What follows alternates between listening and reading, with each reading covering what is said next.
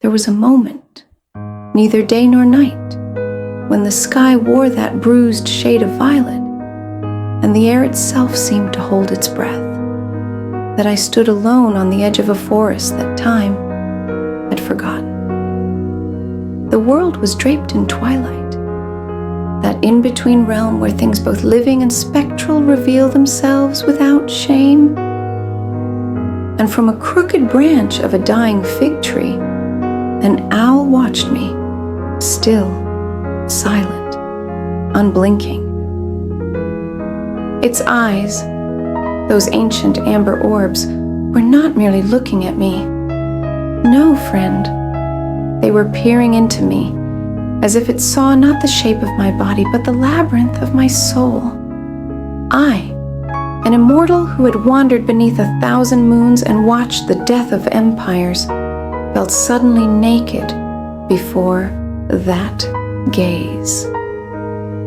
For in the owl's eyes, there was no awe, no fear, no reverence, only knowing. And in that moment, a realization emerged, not as a thought, but as a being, a presence that rose within me like mist from a sacred spring. I saw that I was no more significant than a leaf trembling on the wind. For all my millennia of wandering, for all the civilizations whose birth I had witnessed and whose ruins I had mourned, I was still just one breath in the infinite lungs of existence. And so was the owl. And so are you, and so is the very silence between our words. Yet, and here lies the paradox that shattered me, because I was no more than a leaf, I was also the entire forest. That is what the owl gave me, a glimpse into a truth too vast for words. That individuality is an illusion, that the soul is not a fixed thing, but a current in the river of being, that we are not observers of the world. We are the world observing itself. The owl in its stillness was not watching me.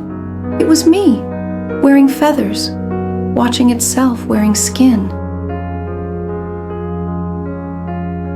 I do not know how long we stood there, the owl and I, bound in that quiet communion of gaze and breath and being. But when it flew away, soundless as memory, I felt something loosen within me, a knot that had been there since the dawn of my existence uncoiled, and I wept, not in sorrow, but in reverence.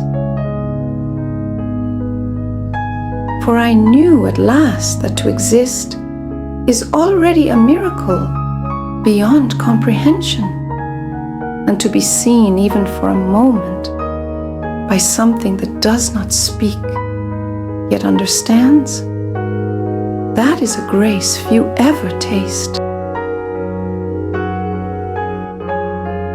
Ah, friend, have you ever felt the world look through you and whisper not who you are, but what is? If you have not, may twilight someday find you, and may an owl be waiting.